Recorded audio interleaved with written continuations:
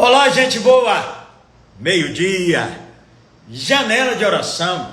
Esse é o momento em que paramos diante do Senhor. Aí no seu almoço, família reunida, vai chamando aí essa turma boa.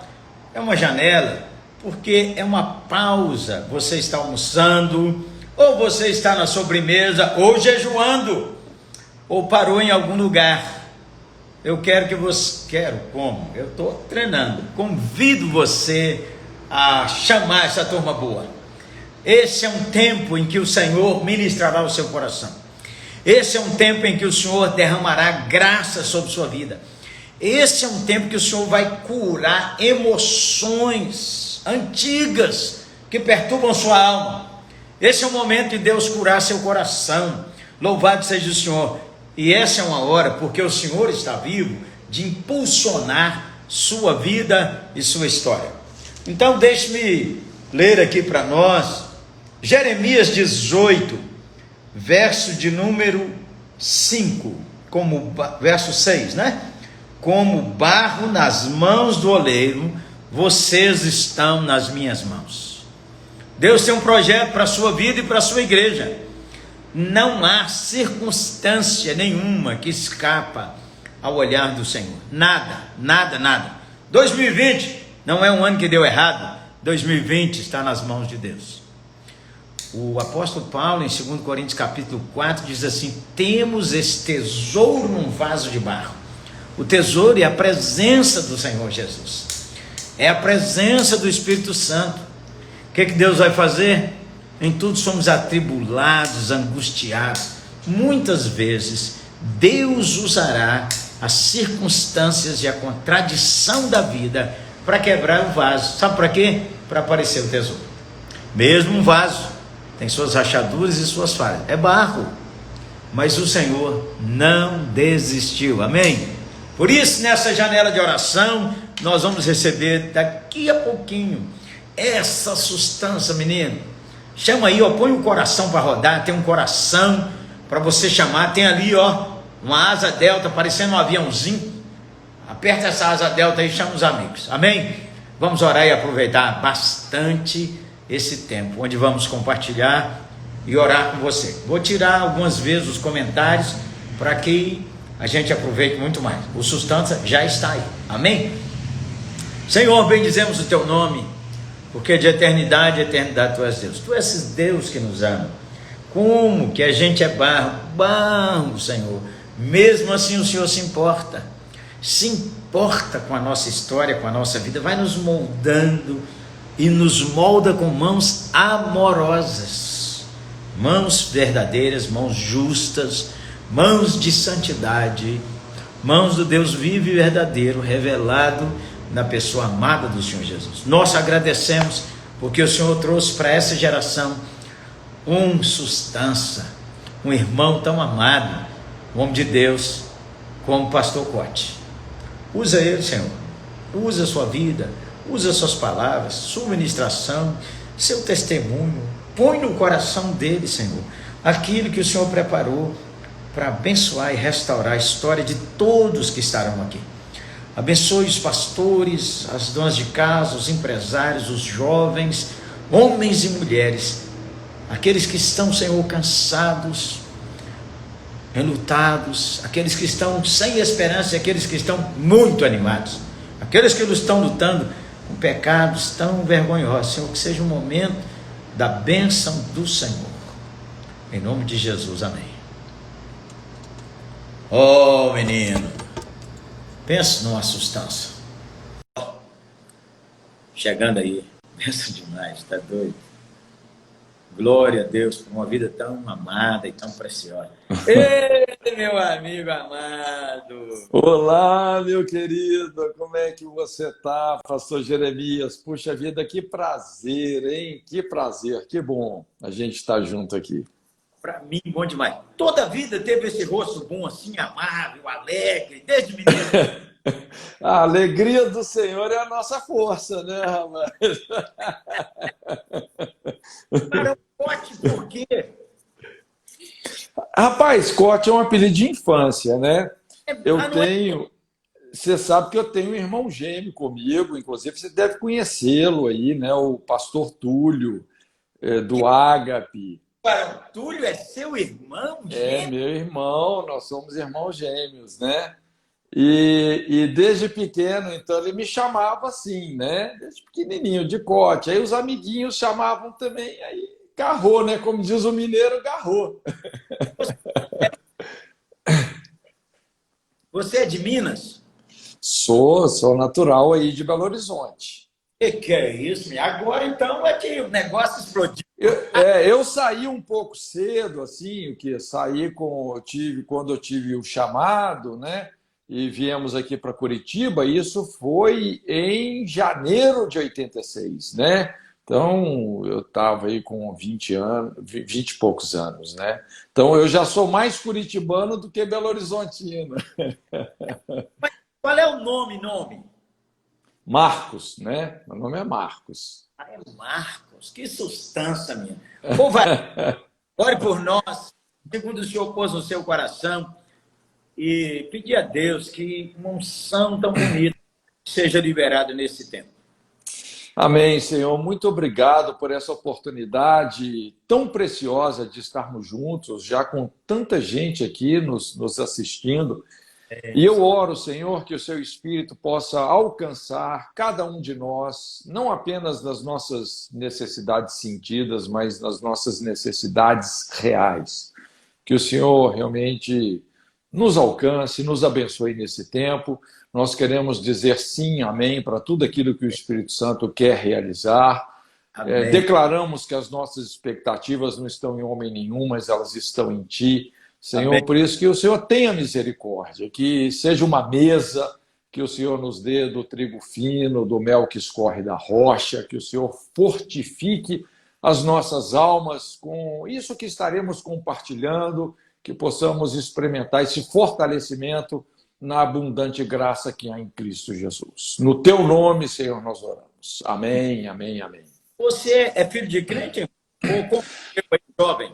Não sou. Eu não vim de uma família cristã, na verdade. A minha mãe, rapaz, ela se converteu e converteu mesmo. Mas ela fazia parte da renovação carismática, sabe, na época. E ela teve uma experiência. Vamos honrá-la? O nome de sua mãe e de seu pai? Meu pai chamava Thales Elcio Alves Borges, minha mãe Isabel de Souza Borges. Ela, inclusive, trabalhou 50 anos no HC, aí no Hospital das Clínicas de Belo Horizonte. 50 anos. Pregou muito o evangelho lá dentro, né? Ajudou muita gente. Ela converteu na renovação. Na renovação carismática. E pensa assim num coração convertido a Jesus, rapaz. Coisa linda de ver. E aí, como é que chegou a você? E aí ela começou a orar muito por nós, porque tanto eu quanto o Túlio, né, a gente era assim, tudo rebelde sem causa. E aí, rapaz, eu me converti com 20 anos de idade, né? E foi uma experiência realmente assim muito forte, porque eu jamais imaginaria passar por tal experiência, né? A gente naquela época, né, eu me converti no ano de 1981, foi outubro de 81. Conta um pedacinho desse dia. Rapaz, é uma história assim um pouquinho longa, né? Porque eu vou tentar resumir bastante aqui. Mas a gente vivia essa vida meio assim, aproveitar a vida, esse paradigma, vamos aproveitar a vida, mexia com droga, um tanto de coisa, né? Uma besteirada danada. E eu me lembro que uma amiga, né? Tipo uma namoradinha que eu tinha, começou a frequentar uma reunião de estudo bíblico que acontecia no Parque Municipal em Belo Horizonte. Não é? E eu achei aquilo absurdo, que isso é coisa de crente. Naquela época, né, era uma coisa absurda. Mas, por fim, eu acabei indo, não é? E foi muito interessante que quem iniciou essas reuniões, um rapaz chamado Enio, que na época, inclusive, ele era filho, o pai dele acho que era diretor do Clube Atlético Mineiro na época, né? Eles tinham aquela boate, a Legalope, Tá uma mais boate, do que eu imaginava. uma boate muito. Que frequentou essa reunião. Pois é, aí, olha só, e o Enio, esse rapaz, esse cara, assim, depois de buscar tanta coisa, ele começou a ler a Bíblia. E ele se converteu, a conversão dele pensa numa coisa assim sobrenatural. E ele, como ele trabalhava na boate, ele começou a pregar o evangelho dentro da boate. Um tanto de gente começou a se converter. E ele começou a reunir com essas pessoas no Parque Municipal. Foi aí que, inclusive, nasceu o Ágape, né, que acabou se tornando assim, um ministério muito voltado para missões urbanas. E nessa época aí do parque, eu me converti também, não é? Então, assim, é uma história fabulosa. Nessa reunião, você converteu lá nessa reunião? Nessa reunião, Aí eu comecei, fui a primeira vez, fui a segunda. Rapaz, e ali pensa assim, o Espírito Santo me deu uma gravata, rapaz. É o que eu chamo, é o tempo da visitação de Deus, né? A Bíblia fala sobre isso, que tem o tempo da visitação de Deus. Eu acho que todo ser humano, pastor Jeremias, passa por isso. É aquele momento que o Espírito Santo te enquadra, rapaz. E derruba os seus paradigmas por terra, te dá aquele checkmate, né? Aquele checkmate da eternidade. Bem. Rapaz, e eu tive uma experiência tão forte que, a partir disso, eu devorava a Bíblia, cara. Eu devorava a Bíblia.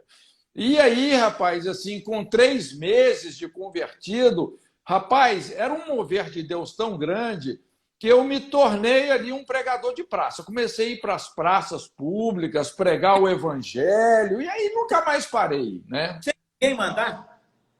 Oi? Nem pastor, nem ninguém falou, vai lá. Não, não, rapaz. Era assim, rapaz, a gente, cara, tinha uma nuvem ali, viu? A gente estava dentro dessa nuvem, uma coisa assim linda. E eu me lembro que na época, rapaz, lá na Igreja Batista da Lagoinha, porque eu era vizinho da esposa do pastor Márcio, que é a Renata, né? Cresci junto com o Robson, não é? Lá a família da dona Teonila, né? O seu Jacó, que eram os pais da Renata, esposa do pastor Márcio. Então a gente comecei a ter esse contato lá com a Lagoinha, acontecia lá o Espírito Val, que eles chamavam, né? Vinha o pastor, como é que é o nome? O pastor João Carlos Marques, rapaz, um cara também incendiado, cheio da palavra de Deus. E, rapaz, ali, cara, foi assim uma festa, viu? Pensa num negócio arrumado do céu, né? Ô, Jesus, Senhor, ô, Pode. Há mães angustiadas, pais aqui, pastores angustiados com a sua igreja. Ô, Barão, roga por nós, para esse tempo da visitação, agora mesmo. Quem sabe, irmão, é agora a gravata do Espírito na sua vida. Deixar de andar em 2 caminhos. Você pode orar? Verdade. É verdade. Assim, hoje eu até estava pensando sobre isso, rapaz. Não é? Com essa coisa toda aí da Covid, né? Não tem jeito, a morte é uma realidade inevitável, uma fila que anda rápido, não é? E mais do que nunca a gente precisa de levantar essa questão, né? Onde você vai passar a sua eternidade? Então vamos orar aqui, não é? Porque assim, para Deus a morte só é uma passagemzinha, né, pastor Jeremias? É uma passagemzinha, rapaz, né? Mas o nosso destino na eternidade, aí esse negócio pesa, né? Senhor, nós queremos realmente te invocar nesse momento, Senhor, essas pessoas que estão nos ouvindo aqui, aqueles que ainda têm aquela indagação que aquele mancebo rico teve. Senhor, o que eu tenho que fazer para ter a vida eterna? Esses que estão nessa dúvida, Senhor, alcança eles, ó Deus, abre os olhos dele. E obrigado, Jesus, nós queremos exaltar aqui o teu nome, o nome que foi exaltado pelo Pai, que está sobre todo nome, diante do qual todo joelho se dobrará e toda língua confessará que ele é o Senhor. o único que nos dá uma esperança que vai além do túmulo, porque Jesus, o Senhor ressuscitou, o Senhor Amém. habita na luz inacessível, o único que tem em si mesmo a imortalidade. Que o Amém. Senhor venha de encontro a todas as incertezas. Senhor, obrigado porque o Senhor ressurgiu para ser o caminho, a verdade e a vida. E que todos nós possamos andar por esse caminho estreito. Em nome de Jesus. Amém. Você mencionou ali, eu senti o chamado. Fala um pouquinho disso para nós, as jovens aqui conosco. Sim. Rapaz, você sabe que esse conceito de chamado, né, é um conceito que se fala pouco hoje, mas é um conceito assim tão relevante nas escrituras, né? Porque quando a gente olha todos esses homens de Deus lá, Moisés, Jeremias, Ezequiel, Elias, né? Todos eles tiveram um chamado muito relevante. Não é? Hoje também eu estava meditando ali um pouco em Êxodo 3, né? E falando sobre a sarça, essa sarça que ardia em chamas, mas não se consumia, né? O chamado tem muito a ver com isso, um fogo que acende no nosso coração. E o meu chamado, rapaz, ele aconteceu pouco depois que eu me converti, não é? Foi algo assim tão tremendo. E nessa época eu fazia engenharia, não é? Eu fazia engenharia, sempre gostei muito. Engenharia mecânica. Inclusive, me formei em engenharia mecânica. Mas eu me lembro que eu estava assim, tão, né, tão voltado para as coisas de Deus, e eu buscava Deus com muita intensidade, acordava às 5 horas da manhã, tinha meu tempo com Deus, ia para a aula. E nesse dia eu cheguei um pouco mais cedo, sabe? Eu acho que eu tinha só 2 aulas. Então cheguei e fui descansar. Né? Sabe quando você tem aquele sono profundo? E eu tive assim um sono profundo. E nesse sono eu comecei a sonhar que eu estava tendo uma visão. Rapaz, isso aconteceu comigo aí nos meus quase 40 anos de crente, 3 ou 4 vezes só que eu tive uma visão assim, sabe? Né? Às vezes, mas foi um negócio incrível. E nesse sonho, eu lembro que eu olhei para o céu e eu vi uma pomba. E, de repente, quando eu olhei para essa pomba, dentro de mim eu sabia, é o Espírito Santo. E essa pomba foi vindo na minha direção.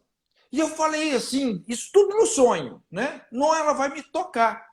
E quando ela me tocou, rapaz, eu fiquei tão estarrecido pelo poder de Deus, que eu, em meio a tudo isso, né, eu tinha tido a visão também assim de uma espada e da pomba.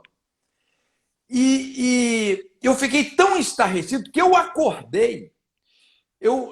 Apesar agora eu estava acordado, não é? Mas assim, num êxtase, rapaz, as ondas do poder de Deus cortavam a minha alma de um jeito, rapaz, que eu não conseguia nem me movimentar. Rapaz, mas foi uma experiência, assim, ali eu tive, assim, certeza, assim, que o meu destino não ia ser, assim, bem esse de ser um engenheiro, entendeu? Depois disso eu pregava o evangelho até para poste, rapaz. Mas foi um negócio muito tremendo, rapaz. Ainda é solteiro?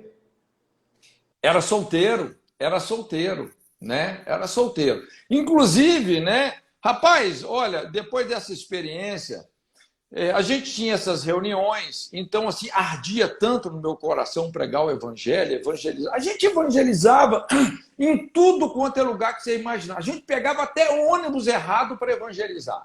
Chegava dentro, nós falava, gente, nós queremos falar aqui para você e tal, e mandava a Bíblia no povo. Rapaz, era um mover assim muito, muito tremendo, né?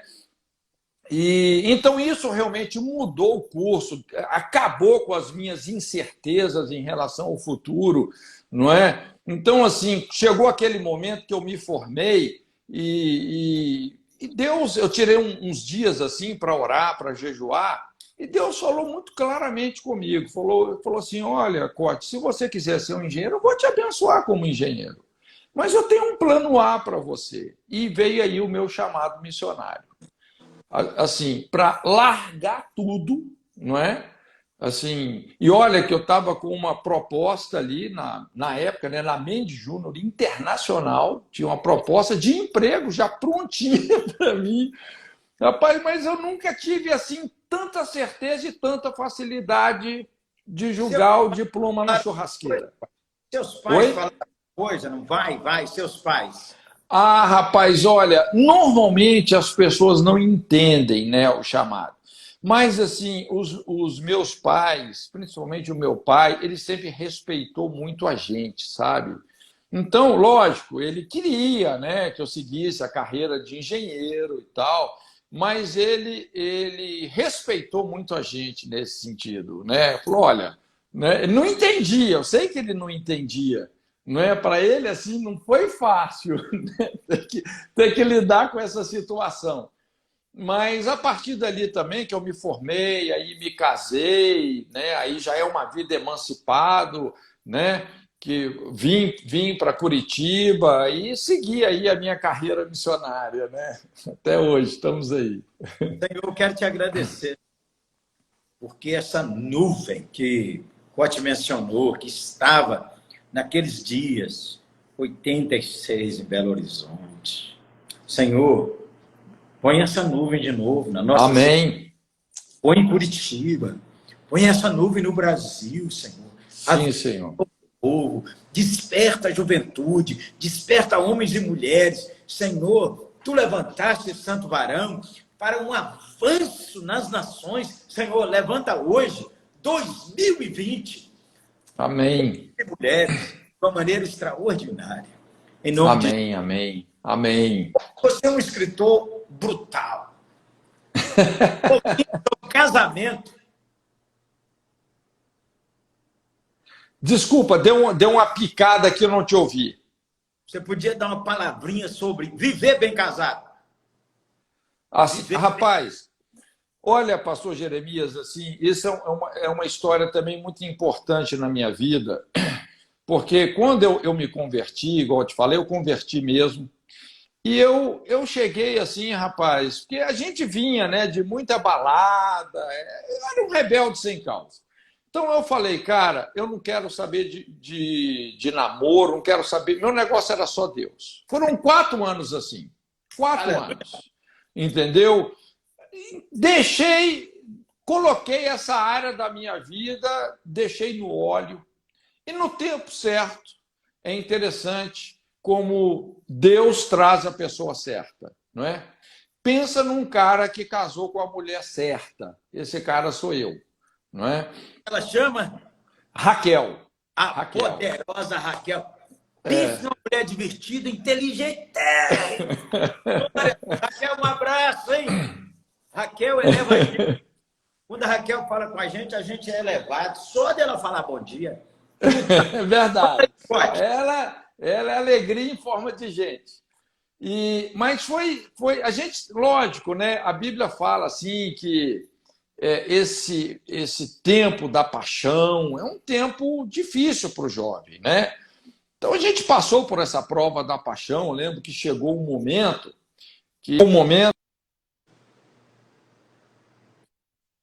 ela assim, olha, agora nem pegar na mão mais nós vamos. É mesmo? Entendeu? É só orar. E não é porque era santa, porque não era, entendeu? Né? Mas, a hora que a coisa começou a esquentar, a gente foi bem radical nesse sentido, e isso nos ajudou muito a preservar a nossa integridade, né? Então, isso assim foi algo muito importante. Foi noivo. Quantos anos? A gente, quando nós começamos a namorar, eu acho que eu devia ter 22 anos, 22 para 23, não, 23 anos, eu casei com 24. Os hormônios vivíssimos.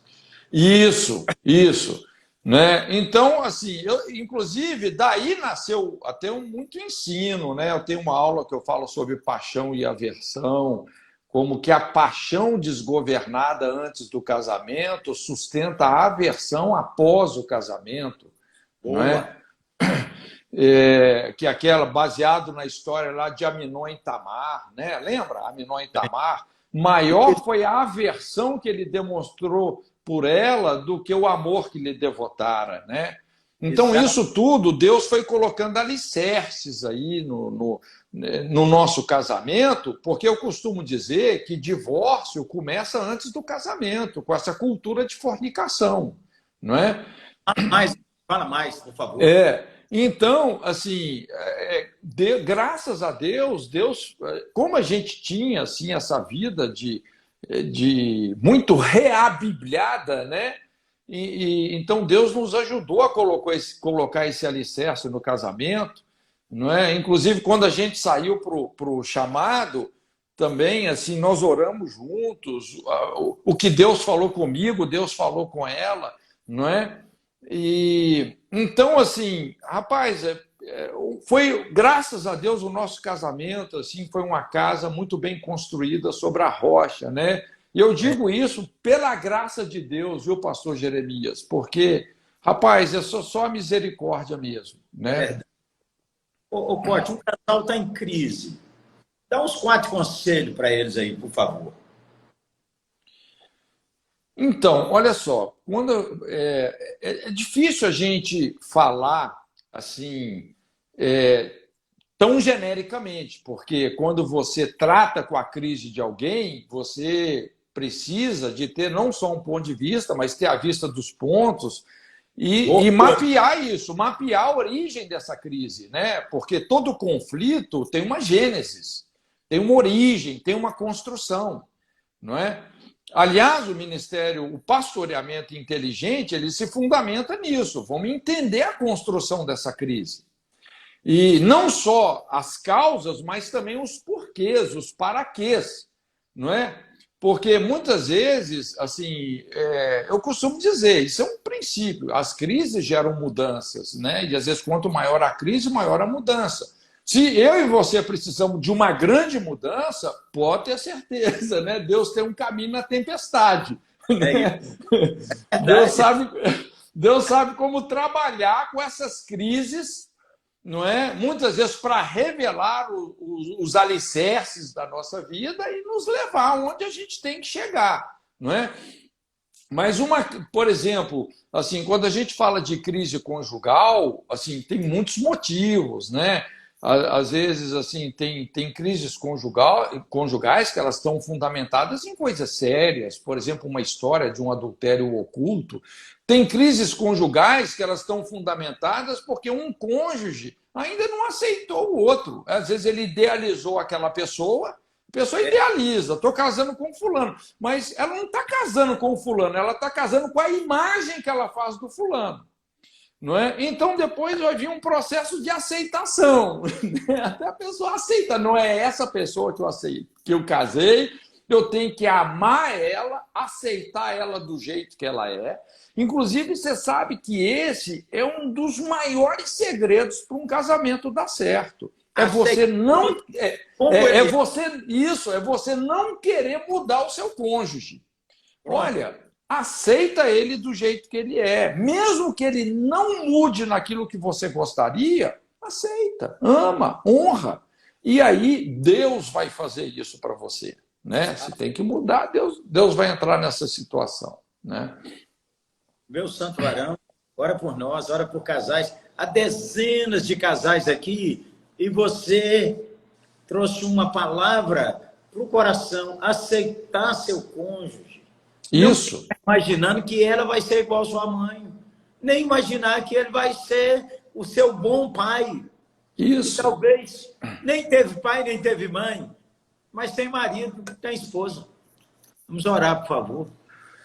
Senhor, nós queremos orar nessa direção, Senhor. Colocamos todos os casamentos que estão aqui nos ouvindo. Senhor, e oramos por essa sabedoria da cruz. Sim. Senhor, essa sabedoria onde nós negamos a nós mesmos para amar e honrar os nossos cônjuges incondicionalmente. Amém. Senhor, que essa aliança realmente seja honrada. Senhor, Amém. Nós sabemos que, como aconteceu ali naquela passagem tão relevante, quando aquele homem construindo uma casa de profetas e o machado soltou do cabo e afundou no Jordão, e de repente o profeta joga ali o madeiro e faz o ferro flutuar. Senhor, e o madeiro é a cruz, Amém. é aquilo que muda a natureza. Quando a cruz não é o nosso cônjuge, Senhor, a cruz é a nossa capacidade de negar a nós mesmos para que tenhamos uma vida reconciliada com o nosso cônjuge. Que essa sabedoria da cruz que muda a natureza, que faz o ferro flutuar, Senhor, amém, que realmente venha sobre os nossos corações em nome de Jesus. Amém. Ô, Cote, você escreve sobre tratar o coração de maneira tão linda.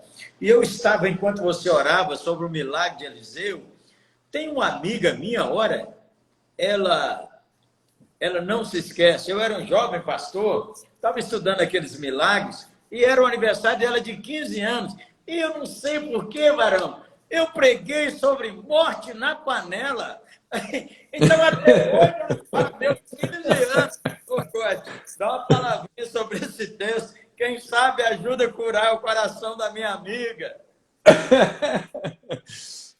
Não, mas olha, esse texto hoje é um texto assim muito relevante, né? Veja bem, o contexto ali é uma escola de profeta, né? Você se lembra? Claro. E era um tempo de muita escassez, de muita crise, de muita fome, e de repente um dos filhos dos profetas foi colher lá as ervas para fazer uma sopa e pegou as coloquíntidas, né? Aquelas famosas coloquíntidas, e inclusive trouxe na capa. Olha só, porque isso é uma tipologia da amargura. O que desequilibra o ministério profético? É a amargura, não é? É a falta de perdão, é o espírito vingativo, não é? Almático, né? E veja bem que essas coloquíntidas, elas foram trazidas na capa. Muitas vezes a amargura está na capa do profeta. É cobertura, é pretexto para ministério profético. Já viu aquelas pessoas que só ficam falando mal da igreja? Só descendo a lenha na igreja e chama isso de ministério profético? Né? Entendeu?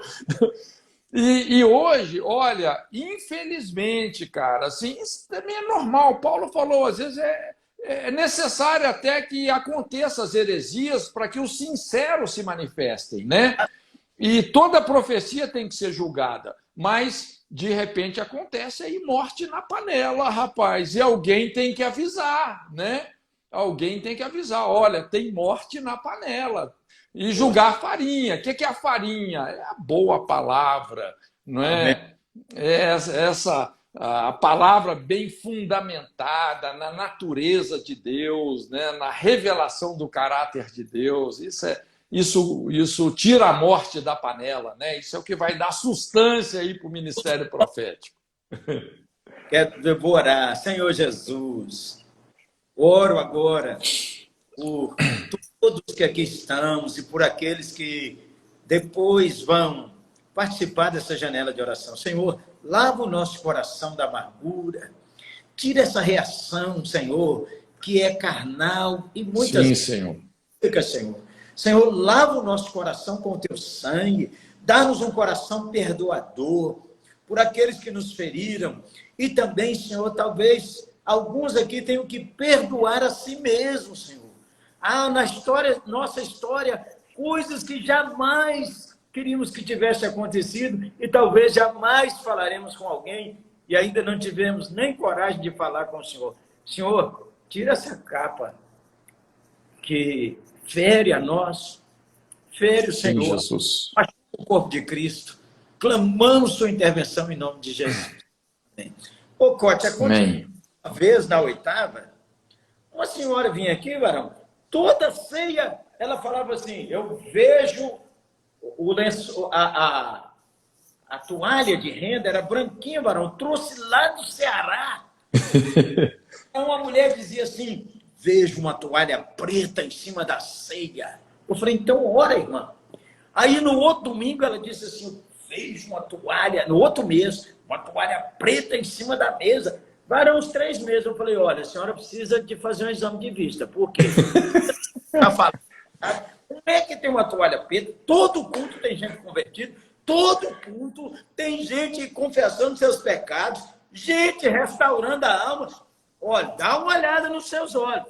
No outro mês, menino, ela veio aqui e disse assim, eu vejo uma luz branca.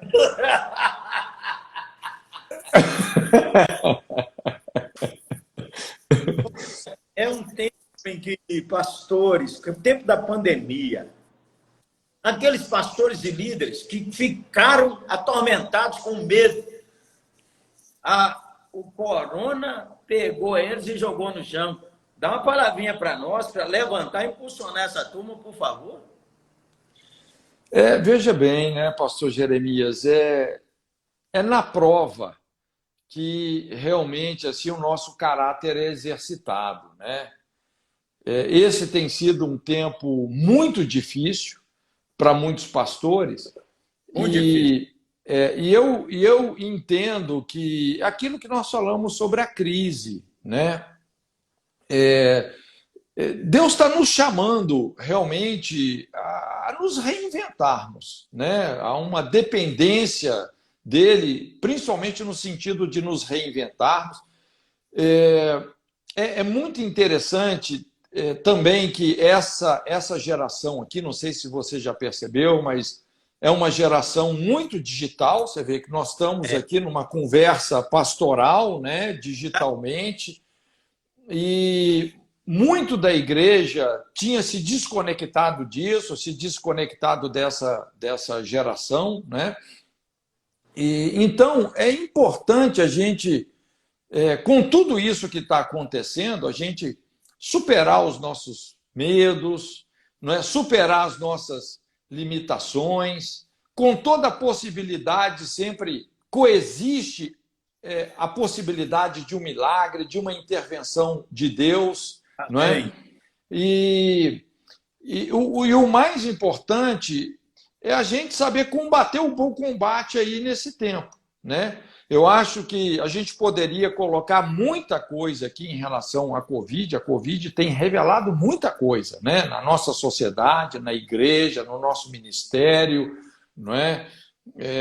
Eu sempre digo, gente, a morte não é a pior coisa que pode acontecer com uma pessoa. A pior coisa é uma vida sem propósito. É você viver a sua vida inteira, chegar no final dela, olhar para trás e não ter tido sentido. Entendeu? Então, assim, nós precisamos de até assim, eu vejo que Deus está balançando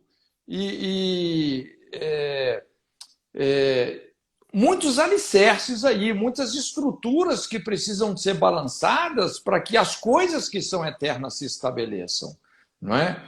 Então, assim, eu sei que cada um está num momento. Por exemplo, para mim, né? Para mim, esse ano, rapaz, tem sido um dos melhores anos, num certo sentido, porque para mim está sendo um sabático. Eu estava precisando disso. Pensa num cara que estava precisando disso. Que eu gosto muito da caverna, sabe, pastor Jeremias? Eu gosto muito assim de buscar Deus, de tirar as manhãs todas para Deus. E eu tenho uma agenda muito pesada normalmente. Você vê, tem ano da minha vida que dos 12 meses, 8 meses eu estou na estrada, não é? Então, assim, é puxado. E esse ano, para mim, rapaz, pensa num ano de descanso, um ano de buscar Deus, de me conectar com Deus. Inclusive, um livro que eu queria, eu já tinha que ter escrito esse livro há muito tempo, pude escrever, né? Tirei aqui 5, 6 meses aí, escrevi esse livro, né? O livro sobre Josué. Então, para mim tem sido maravilhoso. Agora, para outras pessoas, assim, tá sendo um pouco complicado, mas cada um, né, tem que achar o lugar de escape. Busca o seu lugar de escape aí, porque para toda tentação, para toda provação, existe um escape, não é? Existe aí uma resposta de Deus. Importante entender que não é que nós fazemos a obra de Deus, mas nós somos a obra de Deus. Nós estamos em... A questão aqui né, o que está em xeque é o que Deus está fazendo nas nossas vidas. Eu gostei muito da maneira como você começou a live. Nós somos o vaso nas mãos do oleiro. Amém. Entendeu? Nós não temos que temer morte, temer Covid. Lógico, precisamos ser prudentes, cuidar da nossa saúde, porque uma virose, veja bem, né, pastor? Uma virose, ninguém escapa dela. Então, assim, cuida da sua saúde, aumenta a sua imunidade, entendeu? Vamos ser prudentes, mas essa virose aí, a gente tem que enfrentar ela prontos a pegar esse troço aí em qualquer momento que for, entendeu? E aquela coisa, se o Senhor não guardar a cidade, em vão vigia a sentinela. Exatamente. Não é? Ó, eu peguei a Covid. Tem 65 anos. Minha mãe tem 94. Pois uns vizinhos foram lá telefonar para ela e disseram: ô, irmã Ilka, a senhora deve estar com medo do pastor Jeremias morrer, porque 65 anos, grupo de risco, pegou o Covid. Minha mãe, uma diaconisa batista, disse assim: que tranquila, menina, ele está seguro nas mãos de Deus e ele vai romper. Isso. Mas é isso aí, né? Amém. Varão, o tempo nós correu demais. Josué, esse livro trata de quê, Varão? Dá uma martelada sobre isso. Então, rapaz, olha só, o livro de Josué é um livro onde eu aprofundo muitos conceitos do que eu chamo padrão de aconselhamento na libertação. É um livro para ferramentalizar pastores, não é? Eu sei que quando a gente fala libertação, esse é um conceito muito desgastado, porque as pessoas associam só com expulsão de demônio, né? Com descapetamento, mas 90% da unção messiânica é libertação, né? Curar os quebrantados de coração, libertar os cativos, limpar os leprosos, dar vista aos cegos, anunciar o ano aceitável do Senhor. Então, restaurar o pavio que fumega, a cana quebrada, né? Então, amém. E esse livro, rapaz, assim, eu acho que eu te mandei ele aí também, se eu não me engano, acho que ele foi no pacote que eu te mandei, não sei se já chegou, mas se você puder dar uma olhada nele, não é? Vou ler todos. Mas é um manual para a vida abundante, não é? A ideia desse livro, principalmente lidando aí com as fortalezas da alma, por exemplo, a primeira parte dele, que a gente lida com a fortaleza de Jericó, os 6 primeiros capítulos de Josué, nós tratamos 6 princípios que, se você incorporar no seu estilo de vida, não tem como você não desfrutar de uma vida totalmente livre, uma vida abundante. Porque Canaã não é só uma terra prometida, é uma vida prometida. É a vida depois da vírgula, a vida em abundância. Não é? Boa. Pode dar pelo menos uns 3 aí, só para salivar a boca. Dos 3 princípios ali, dos 6, dá 3 para nós, por favor. Sim, olha só, o primeiro, ali no capítulo 1, a gente resume o capítulo 1, a coisa mais importante no capítulo 1, nessa coragem que Deus falou para Josué ser forte e corajoso. Ele tinha que ser forte e corajoso, não é para guerrear contra os inimigos, mas ele tinha que ser forte e corajoso para desenvolver um relacionamento devocional diário com a palavra, com a lei. Então, Deus não está procurando pessoas que têm um frenesi ministerial, lutar contra demônio, guerra espiritual. Não. Deus está procurando pessoas que sejam suficientemente fortes e corajosas para meditar dia e noite na palavra. O resto é com ele. Entende? À medida que a palavra entra, nós somos transformados pela renovação da mente. E aí as fortalezas vão cair, não é? As mentalidades, os raciocínios que conspiram contra o propósito do reino de Deus vão cair. Então, esse é o primeiro princípio. O segundo, a gente fala sobre mapeamento, que é a história de Raabe.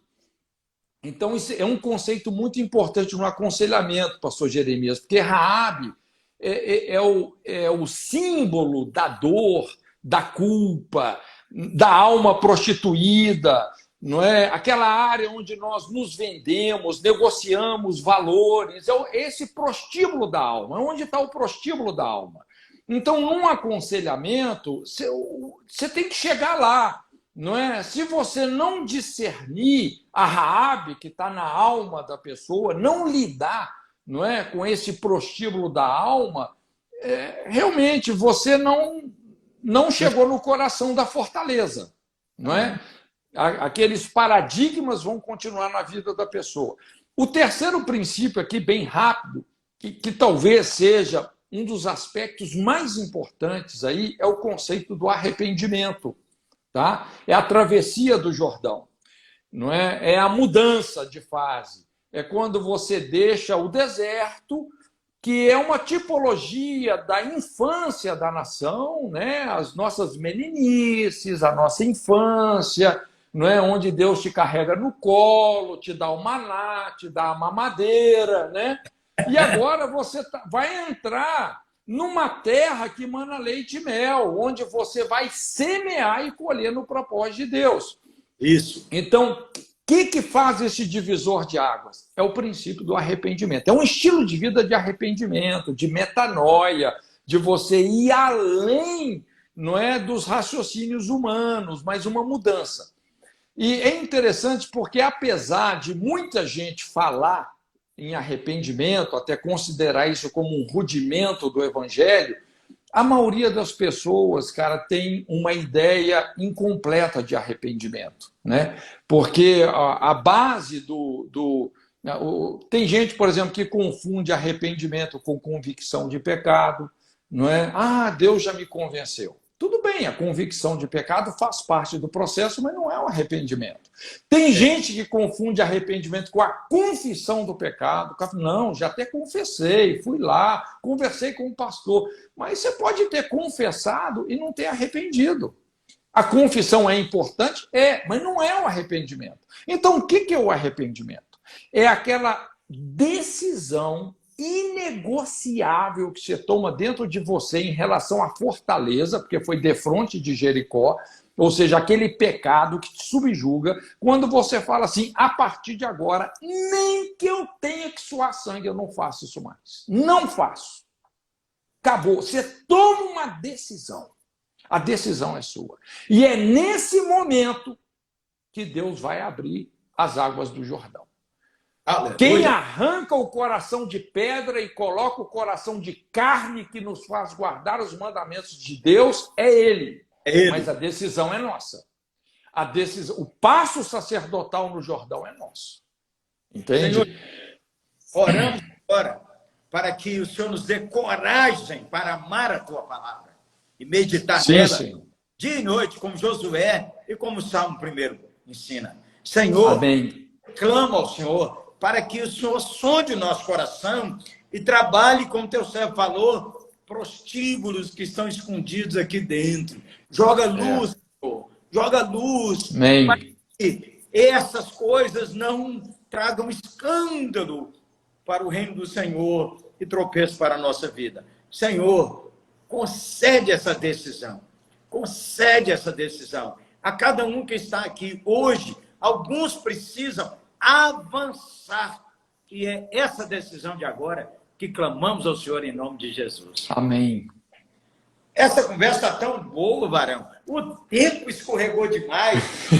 Eu quero, antes de fazer uma última pergunta, uma palavra que Deus pôs no seu coração para nós todos agora.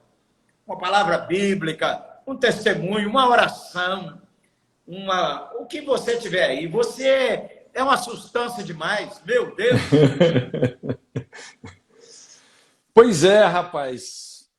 Olha, tanta coisa que Deus tem colocado no meu espírito para essa geração, mas, rapaz, eu estou muito animado, assim, né? A gente vive um tempo muito difícil, né? Mas uma palavra assim que Deus tem colocado no meu espírito, lá em Tessalonicenses, quando Paulo fala assim, há um só que resiste até que do meio seja tirado. Então será revelado o iníquo, o homem do pecado, a quem o Senhor desfará pelo assopro da sua boca e o resplendor da sua vinda. Então veja bem, o que Deus está me falando? Que nós vivemos um tempo aí onde esse mistério da iniquidade, essa inversão de valores, rapaz, isso está destruindo essa nova geração. É verdade. E isso demanda uma resistência nossa. Eu não quero levar essa palavra para o campo escatológico, tá? Mas eu quero trazer aqui para o campo da responsabilidade. O que Deus falou comigo? Que o tempo é de resistir, é de posicionar, não é? É de sermos realmente uma voz profética que não se intimida. Alguém que chega com, que é um João Batista mesmo, que vai chegar para o Herodes e falar, ó, não te é lícito ter a mulher do teu irmão. Alguém que vai confrontar esses valores que sustentam a sociedade, não é? Porque eles estão sendo demolidos, né?